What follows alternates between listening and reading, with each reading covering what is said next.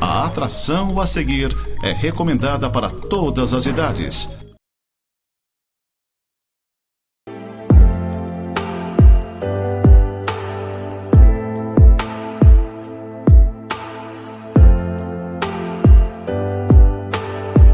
Oi, gente querida, graça e paz. Deus abençoe sua casa, sua vida, sua família. Como eu sempre digo, é sempre uma satisfação muito grande poder adentrar a sua casa, sempre levando uma palavra de fé, uma palavra de esperança. Agradeço a Deus pelo privilégio que eu tenho de poder me dirigir até você. Eu quero trabalhar com você um texto hoje no livro de Atos, capítulo 17. Se você tiver uma Bíblia e puder apanhar, já deixa separado aqui e daqui a pouco eu chego nesse texto. Cada igreja tem uma característica, ou pelo menos deveria ter. Tem igreja que abre as portas e a gente nem sabe por que abriram.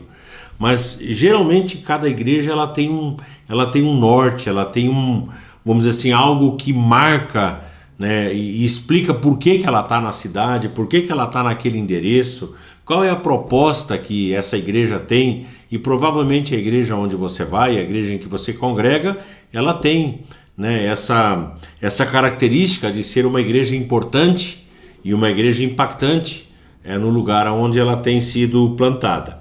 Nós, como Casa do Pai, nós adotamos esse nome de uns 2 anos para cá, porque nós pretendemos justamente oferecer essa proposta, um lugar de acolhida, um lugar onde as pessoas podem chegar sem acusação, onde as pessoas podem chegar sem condenação. É a casa do Pai, é a casa do nosso paizinho querido. A Igreja do Nazareno em Lages, então, ela tem essa característica. Se você for no nosso endereço, na rua Mário Ribeiro Ramos, 253, você vai encontrar lá a placa da nossa igreja, bem grande, Casa do Pai, e embaixo, Igreja do Nazareno. Será muito bem-vindo se quiser nos fazer uma visita. Então, cada igreja, como eu disse, ela tem uma cultura, vamos dizer assim. E nós, caracteristicamente falando, né, nós temos essa cultura do reino de Deus, que seria, vamos dizer assim, a base para a transformação da sociedade. A gente não muda a sociedade por força, a gente não muda as situações por força, mas a gente consegue mudar criando uma cultura. E o que seria então a cultura? A cultura seria, vamos dizer assim, a soma de todos os valores de uma igreja, a soma de todas as crenças, no que ela crê. Procure se informar. Tem gente que entra numa igreja, não conhece a sua história, não conhece os seus valores, não conhece os seus princípios. Então a cultura é a soma de todos os valores, de todas as crenças, de todas as maneiras de agir daquela determinada igreja, de ver, de fazer. Aquela organização ela tem uma característica. Na verdade, a cultura é aquilo que nós somos, não é? Então, a cultura não é uma coisa que surge assim, vamos dizer assim, da noite para o dia. A cultura se cria, ela precisa ser consciente, ela precisa ser intencional. Nós acreditamos em alguns valores, em alguns princípios, por ele ou por eles nós nos pautamos, por ele ou por eles nós lutamos, nós nos inserimos em um contexto. Então a cultura do reino de Deus, ela é criada. E a sociedade, ela vai sendo transformada, vamos dizer assim, pelos valores que essa igreja ou essas igrejas, essas determinadas igrejas conseguem construir ao longo da sua história. Esse texto que eu falei para vocês, de Atos capítulo 17, um texto muito bacana, verso 6, diz assim, porém não os encontrando, arrastaram a Jasão e alguns irmãos perante as autoridades, clamando, olha só o clamor deles, estes que têm transtornado o mundo chegaram também aqui. Uma referência a Paulo e a sua equipe no ano de 49 depois de Cristo, chegando a uma cidade chamada Tessalônica, na Ásia. Eles chegam lá e quando Paulo e a sua equipe missionária chegam naquele lugar, é como se as pessoas botassem a mão na cabeça e dissessem, estamos perdidos, esses que têm transtornado o mundo chegaram até aqui. E a palavra transtornar, no texto original grego, é anastatol, e anastatol dá a ideia de virar de cabeça para baixo. Então é como se aquela equipe missionária, aquela igreja chegasse naquela cidade e as pessoas dissessem: estamos perdidos, esses caras vão virar essa cidade de cabeça para baixo, vão, né, literalmente inverter os valores. E a igreja, ela precisa ter essa característica que tinha a igreja do apóstolo Paulo e a sua equipe chegando na cidade de Tessalônica. Então ali eles criaram, vamos dizer assim, uma cultura, a cultura do transtorno. A igreja não está para causar incômodo, presta atenção no que eu estou dizendo, uma igreja não pode incomodar. A igreja tem que causar um transtorno no mundo das trevas. A igreja ela tem que causar um transtorno na vida daquelas pessoas que estão perdidas, caminhando a passos largos para o inferno.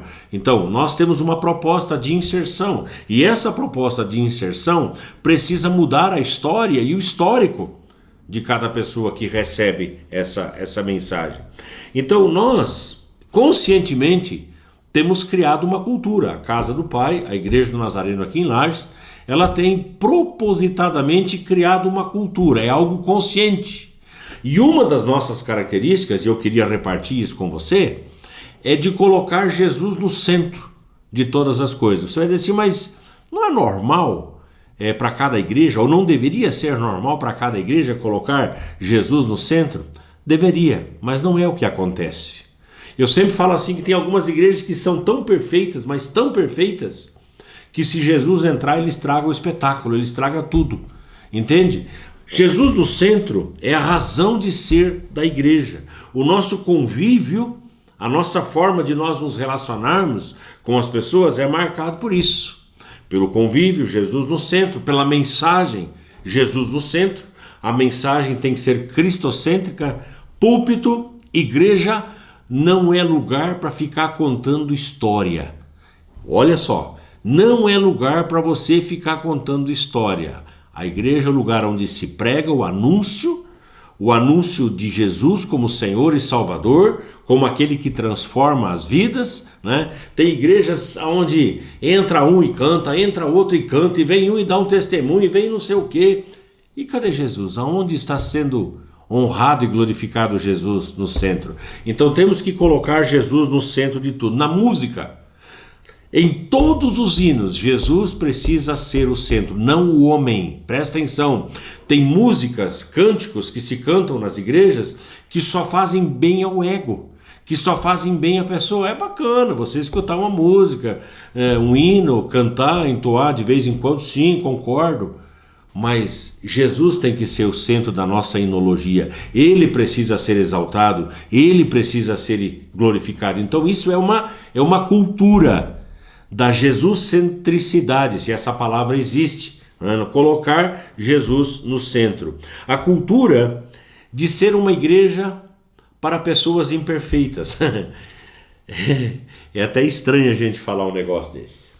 Mas tem igrejas onde as pessoas entram arrebentadas, machucadas, feridas, elas vêm com um histórico, elas vêm com uma história. E a pessoa nem bem chegou dentro da igreja, as pessoas já estão ali colocando fardos, colocando pesos, falando da sua vestimenta, da sua forma de ser, da sua maquiagem, do seu cabelo e tantas coisas. E a pessoa ela vem clamando por um socorro, ela vem pedindo ajuda e vem pedindo auxílio, ela vem com uma história de dor, de machucadura. E a igreja ela precisa estar aberta para pessoas imperfeitas. Eu digo na nossa igreja, os imperfeitos são bem-vindos, os imperfeitos têm lugar aqui. Nós não rotulamos as pessoas, nós não classificamos, nós não segregamos. As pessoas são bem-vindas porque elas têm uma história. Nós amamos pessoas imperfeitas. Eu chego a dizer que nós não nos assustamos com a história das pessoas. Tem pessoas que chegam e começam a falar dos seus dramas familiares, dos seus problemas familiares, da sua falta de emprego, da sua falta de trabalho, da sua falta de perspectiva. E as pessoas põem a mão na cabeça e falam: meu Deus, mas que história! Nós não nos assustamos com a história das pessoas, mas nós cremos que é possível mudar a história de vida de uma pessoa. Nós cremos no poder sobrenatural do Senhor, que não somente interfere na história, mas muda radicalmente a história de vida de uma pessoa. Então a igreja, ou as igrejas, que são igrejas cristãs, deveriam ter esse moto, deveriam ter esse objetivo de estar com as portas abertas justamente para aquelas pessoas que têm passado por lutas e por dificuldades. Nós cremos, como Igreja do Nazareno, como Casa do Pai, no poder do Espírito e não no poder das regras. Presta atenção no que eu disse. Nós cremos no poder do Espírito e não no poder das regras. As pessoas vêm e lá vem as regras em cima. O cabelo tem que ser assim, a calça tem que ser assim, e assim tem que se comportar e tem que se portar. Dá tempo. Dá tempo para as pessoas mudarem. Eu tenho inúmeras histórias de pessoas que chegam, principalmente nos grupos de amor e cuidado, que vamos dizer assim, seria, vamos dizer assim, uma das portas de entrada das pessoas para a igreja. Muitas vezes elas não vão para a igreja, elas têm preconceito em relação à igreja. Você fala, vamos para a igreja? Eles, não, mas igreja de crente, igreja evangélica e não sei o quê. As pessoas têm um certo receio. Mas você diz, olha, vamos num grupo de amor e cuidado, alguns lugares falam célula. Você chama a pessoa, ela vem, participa de um tempo de oração, de um estudo da palavra, ali tem um chá, tem uma bolacha, de vez em quando um jantar, e aquela pessoa ela vai sendo integrada em um ambiente de bem-estar, em uma cultura de amor, em uma cultura de cuidado, não aquela cultura do fardo, da cobrança, da imposição. Eu tenho, me vem alguns exemplos aqui na mente, né, no meu coração, sem citar nomes, né? Uma vez eu disse, eu tenho um grupo de amor e cuidado que eu dirijo todas as segundas-feiras na casa do irmão James, da irmã Anne, por sinal, um grupo maravilhoso, abençoadíssimo. E veio um menino uma vez para o nosso grupo lá, e ele trouxe uma Bíblia que devia ter mais ou menos uns 50 centímetros de grossura. Provavelmente ele deve ter trazido num carrinho de mão aquela Bíblia. É uma enorme de uma Bíblia. E eu olhei para a turma e falei assim, silêncio, ninguém fale nada. Deixa o camarada trazer essa Bíblia dele do jeito que ele quiser, ele vai estudando a Bíblia. E ele veio, trouxe aquela Bíblia, a primeira, a segunda, a terceira, a quarta reunião. Ele sentava lá na ponta, e ele veio sentando cada vez mais perto de mim, agora ele senta do meu lado. E um dia ele perguntou, pastor, qual é a Bíblia que o senhor usa? Aí eu dei a referência e tal. Ele foi lá e adquiriu uma Bíblia daquela. Poucos dias atrás eu fiz o batismo dele. Então assim, gente, não é pela força, não é pela imposição das regras. Eu sempre prego e ensino, presta atenção num detalhe aqui, presta atenção nisso aqui. Eu sempre prego e ensino que antes de você ganhar uma pessoa para Jesus, você tem que ganhar ela para você. Se você conseguir atrair ela para você e mostrar que você não é aquele carrancudo, aquele chato, que você é uma pessoa amável, de boa relação, o pregar o evangelho é uma consequência. Ela aceitar o Deus que você serve ou o Cristo que você serve é uma consequência, é uma coisa natural. As coisas não podem ser impostas, não podem ser forçadas. Tá entendendo o que eu estou falando? Tem que ser por relacionamento. Existe um princípio chamado evangelismo por amizade. E eu acho que é uma das coisas que melhor funciona hoje. É você desenvolver amizades que sejam reais, verdadeiras, não amizades baseadas no interesse, na barganha, enfim, mas uma amizade que seja baseada no amor, no carinho, no cuidado, na atenção. Quem que não gosta de carinho? Quem que não gosta de amor? Quem que não gosta de atenção? Quem que não precisa de carinho, de atenção, de amor? Quem que não precisa de uma amizade leal, de uma amizade sincera, de uma amizade verdadeira? É disso que eu estou falando. Então nós temos que criar essa cultura, vamos dizer assim, do companheirismo, essa cultura de que a igreja não é um bicho, não é um monstro, essa cultura de que a igreja não está aqui para tirar dinheiro das pessoas, para se favorecer, como muitas pessoas falam, não, eu vou lá para a igreja, eu não vou para a igreja porque lá só se fala de dinheiro, lá só se prega de dinheiro. E nós não estamos interessados no dinheiro das pessoas, não é o dinheiro que nós queremos as vidas. O dinheiro, quem sustenta são os filhos. Né? Quem sustenta a igreja, quem sustenta os ministérios são os filhos, são aqueles que entenderam o propósito e o princípio da generosidade, de serem generosos, de entenderem que o seu dinheiro também tem uma função social, também tem a função de manter o reino de Deus e as estruturas que favorecem o reino de Deus. Nós não queremos arrancar dinheiro das pessoas, nós pregamos e ensinamos que é necessário uma conversão, que é necessário uma mudança de vida, nós falamos de relacionamentos, nós trazemos as pessoas para a nossa casa, nós convivemos com ela, nós mostramos um Cristo bacana, um Cristo maravilhoso, um Cristo interessado nas suas vidas. E o fato de ela chegar para a igreja, dela se tornar membro, de ela começar a congregar, dela entender o princípio do reino, que é um princípio de investimento, que é um princípio de generosidade. Eu quero alcançar gente como um dia me alcançaram. Eu quero fazer algo por Cristo como Cristo fez por mim. E então ela passa a entender que ela pode se tornar uma pessoa generosa. Mas isso não é por força, gente. Não é por força. A gente não empurra esse conceito e esse ensinamento para dentro de uma pessoa. Isso é algo que ela vai descobrir à medida que ela andar com o Senhor.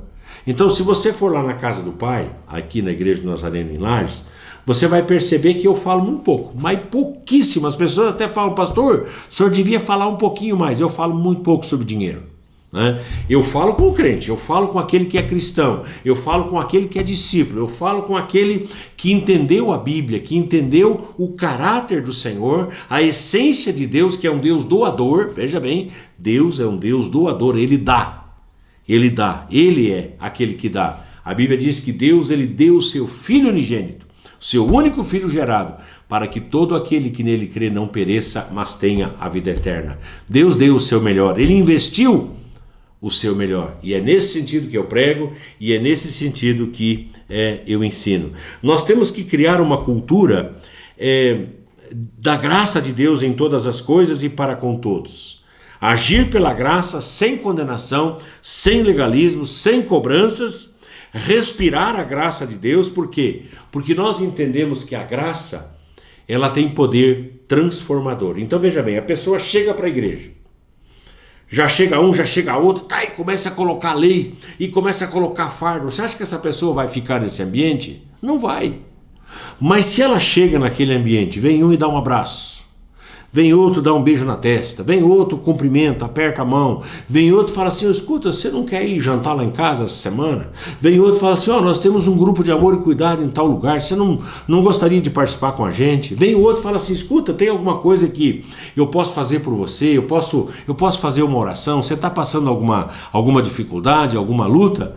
E de repente a pessoa entende que ela está numa família.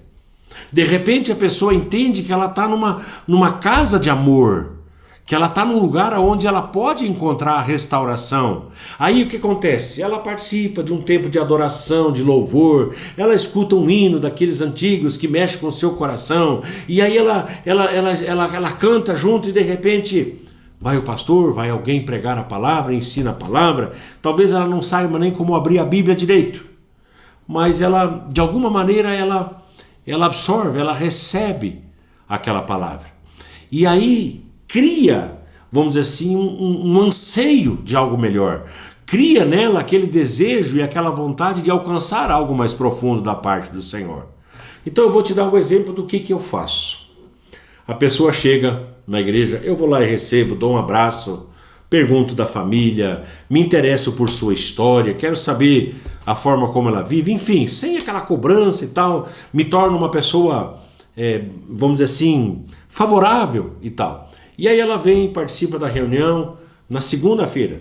A primeira coisa que eu faço na segunda-feira de manhã é mandar uma carta para ela, ou então, hoje é muito mais fácil com o WhatsApp e essas tecnologias que nós temos, enfim, e eu mando lá uma mensagem de boas-vindas, agradecendo o tempo que nós estivemos juntos, já convidando para uma próxima reunião, então me colocando à disposição para uma visita, para uma oração, se há alguma necessidade.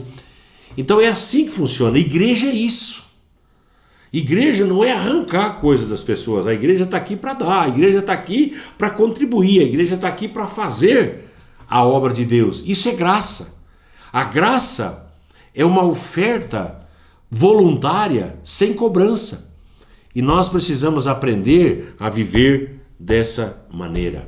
Nós temos que criar essa cultura de celebrar com as pessoas, de celebrar o que há de bom em cada pessoa. E é isso que nós procuramos fazer. Muitas vezes nós olhamos e dizemos assim: não, mas o fulano é chato. Ah, mas o fulano faz isso, o fulano faz aquilo. Mas e o que ele faz de bom? O que ele faz de maravilhoso? O que ele faz de bem? Vamos olhar para aquilo que as pessoas constroem, aquilo que elas sabem fazer bem e colocar à disposição. Muitas vezes nós olhamos para o negativo, nós olhamos para aquilo que é ruim. E eu me nego terminantemente a olhar para os defeitos das pessoas. Por quê? Porque defeito todos nós temos. Todos nós temos áreas que, se a gente for olhar e dizer assim: não, mas eu não queria ser assim, mas eu acabo sendo. Então são áreas que nós encontramos deficitárias, mas tem áreas que nós somos, entre aspas aqui, maravilhosos, nós somos bons. E é nisso que nós temos que nos concentrar. E isso nós temos que colocar à disposição das pessoas. Então, meu irmão, minha irmã querida, presta atenção, chega de cobrança. Pare com isso. Isso, além de ser feio, é antibíblico. Seja uma pessoa querida, seja uma pessoa amável, seja uma pessoa cortês. Quando eu ando na rua, eu cumprimento todo mundo, eu abraço daqui, converso de lá, os meus vizinhos estão ali, eu paro para tomar um chimarrão, tomo uma cuia e eu converso. E é isso, igreja é isso. Isso é ser cristão. Não é aquela coisa quadrada, aquela coisa ranzinza, aquele cara carrancudo, de cara fechada, botando cobrança. E esse cristianismo ninguém quer. Ninguém quer ser alguém de igreja, vamos dizer assim, com essa característica. Então, pense bem no lugar onde você está. Procure um lugar onde você se sinta bem e amado e onde você possa amar as pessoas do jeito que elas são. Todas as pessoas são bem-vindas, porque é a casa do Pai. Tá bom? Vamos orar, vamos conversar com Deus. Paizinho, muito obrigado porque um dia o Senhor nos acolheu. Muito obrigado porque um dia o Senhor nos escolheu. Muito obrigado, Paizinho, porque um dia o Senhor nos amou quando nós não tínhamos condições quaisquer de poder dar ou oferecer alguma coisa ao Senhor. O Senhor nos amou primeiro e é isso que a Tua palavra ensina. Nós queremos agir da mesma maneira, ter o mesmo caráter, a mesma essência do Senhor, de um Deus de graça, de um Deus de misericórdia, de um Deus de amor, de um Deus que abraça, de um Deus que acolhe. Ajuda-nos, Pai, como igreja, a ter essa característica nesse tempo de frieza que nós temos vivido, nesse tempo de distanciamento. Nós queremos aprender a ser uma igreja acolhedora, uma igreja amável, uma igreja de portas abertas, para fazer a diferença na vida de tanta gente que sofre. Agradeço, Deus, o privilégio de poder adentrar essa casa, essa família. Em nome do Senhor Jesus agradecemos. Amém, amém e amém. Gente querida e amada, que Deus abençoe cada um de vocês.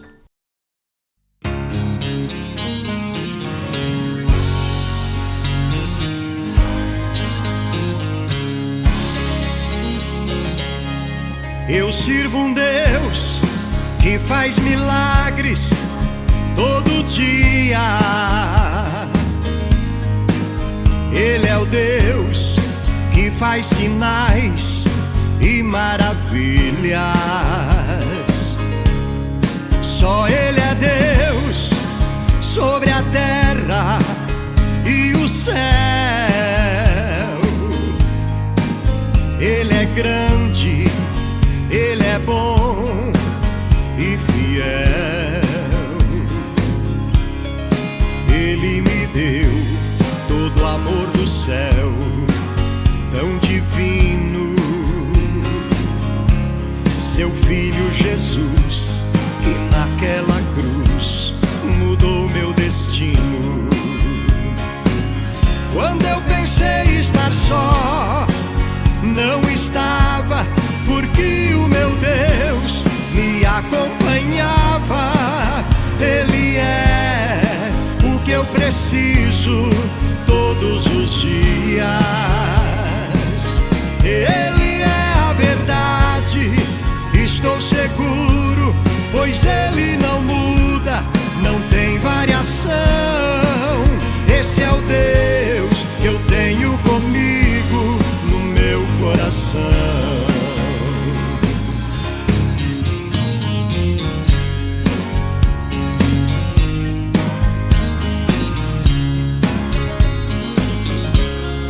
Eu sirvo um Deus que faz milagres todo dia. Ele é o Deus que faz sinais e maravilhas. Só Ele é Deus sobre a terra e o céu. Ele é grande, Ele é bom e fiel. Ele me deu todo o amor do céu, tão divino. Seu Filho Jesus, que naquela cruz mudou meu destino. Quando eu pensei estar só, não estava, porque o meu Deus me acompanhava. Ele é o que eu preciso todos os dias.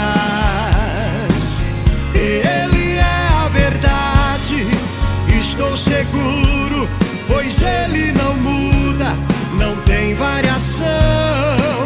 Esse é o Deus que eu tenho comigo no meu coração. Quando eu pensei estar só, não estava,